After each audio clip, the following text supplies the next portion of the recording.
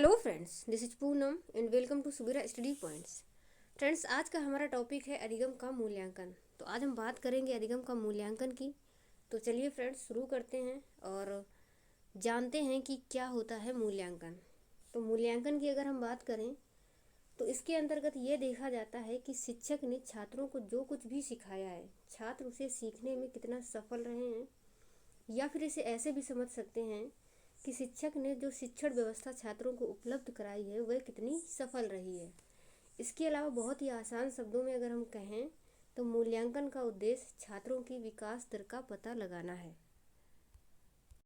इसके अलावा इसके अंतर्गत आज हम क्या क्या जानेंगे। आज हम बात करेंगे अधिगम के लिए आकलन, अधिगम का आकलन, और अधिगम के रूप में आकलन और अधिगम में आकलन।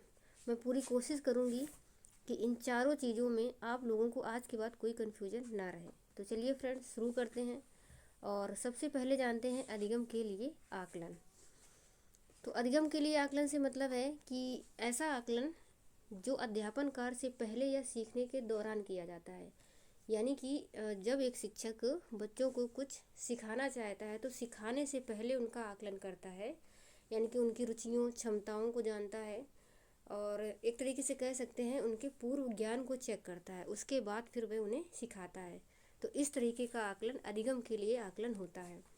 इसे निर्माणात्मक आकलन भी कहते हैं और निदानात्मक आकलन। इसके अलावा इस आकलन के बाद शिक्षण विधि या विषय वस्तु का चयन किया जाता है, क्योंकि जब हम बालकों की क्षमताओं को जान लेंगे, उनके पूर्व ज्ञान को जान लेंगे, तो उसी के अकॉर्डिंग हम शिक्षण विधि का चयन करेंगे और उसी के हिसाब से विषय वस्तु का भी चयन करेंगे। और निदानात्मक मतलब आकलन, क्योंकि पहले हम बच्चों की समस्याओं को जानते हैं फिर उनका निदान करते हैं, इसलिए इसे निदानात्मक आकलन भी कहते हैं। इसके अलावा इस प्रकार के आकलन में कोई ग्रेड या अंक नहीं दिए जाते हैं। यहाँ पर सिर्फ बच्चों की समस्याओं क्षमताओं और पूर्व ज्ञान को चेक किया जाता है और उसके बाद फिर उस हिसाब से उसका अधिगम किया जाता है, उसे सिखाया जाता है। उसके बाद आगे देख लेते हैं अधिगम का आकलन। तो इस प्रकार का आकलन अध्यापन कार्य के अंत में किया जाता है, यानी कि जब बच्चे को सिखा दिया जाता है सब कुछ, उसके बाद आकलन किया जाता है, तो ये अधिगम का आकलन कहलाता है। जैसे कि अर्धवार्षिक परीक्षा हो गई, वार्षिक परीक्षा हो गई, और इस प्रकार के आकलन को योगात्मक आकलन भी कहते हैं। इसके अलावा इसमें शिक्षण विधि और विषय वस्तु में सुधार किया जाता है, क्योंकि आकलन के बाद हमें ये पता चल जाता है कि जो शिक्षण विधियाँ हैं वो कितनी असफल रही हैं, या फिर विषय वस्तु में क्या सुधार करने की ज़रूरत है, ताकि बच्चे जो हैं वो और ज़्यादा से ज़्यादा सीख सकें।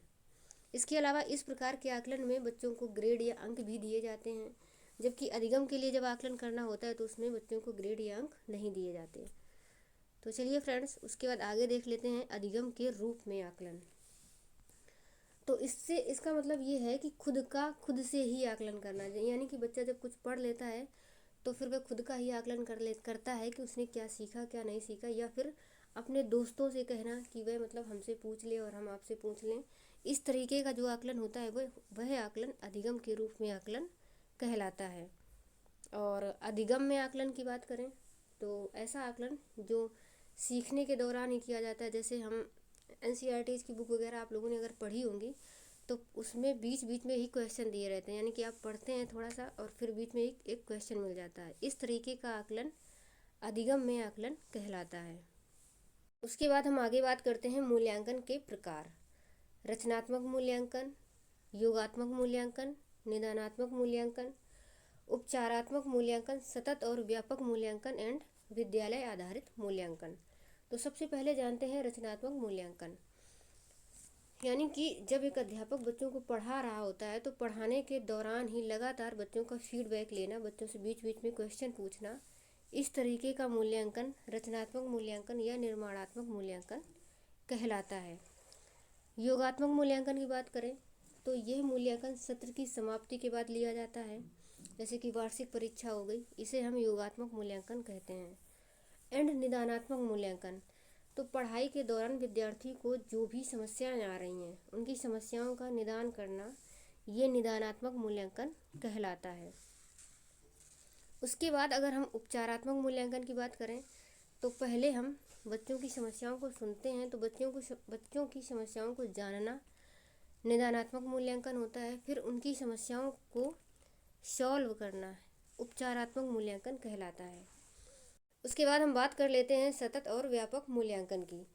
तो इसके अंतर्गत किसी बच्चे का सतत मूल्यांकन किया जाता है और व्यापक मूल्यांकन भी इसमें सम्मिलित रहता है। सतत यानी कि लगातार मूल्यांकन करना, और व्यापक का मतलब होता है कि बच्चे के विकास के सभी पक्षों का मूल्यांकन करना।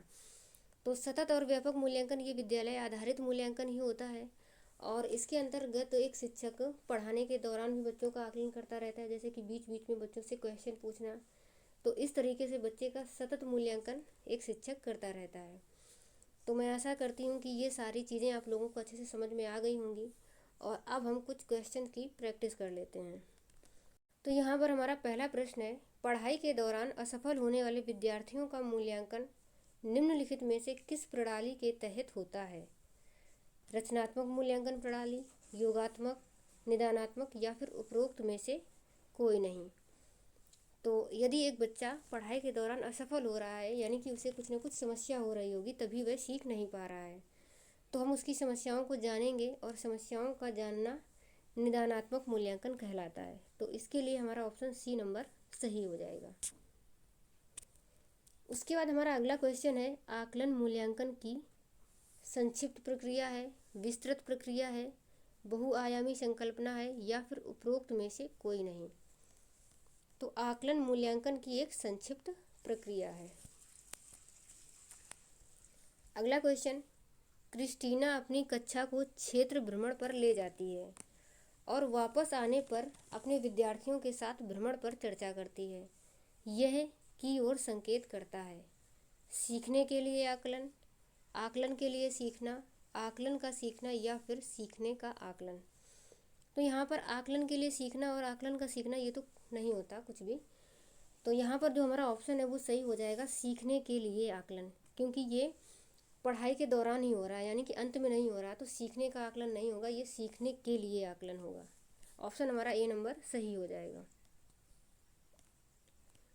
उसके बाद अगला है, सतत और व्यापक मूल्यांकन बल देता है बोर्ड परीक्षाओं की अनावश्यकताओं पर, सीखने को सुनिश्चित करने के लिए व्यापक स्केल पर निरंतर परीक्षण, या फिर सीखने को किस प्रकार अवलोकित कर रिकॉर्ड को और सुधारा जाए, या शिक्षण के साथ परीक्षाओं का सामंजस्य।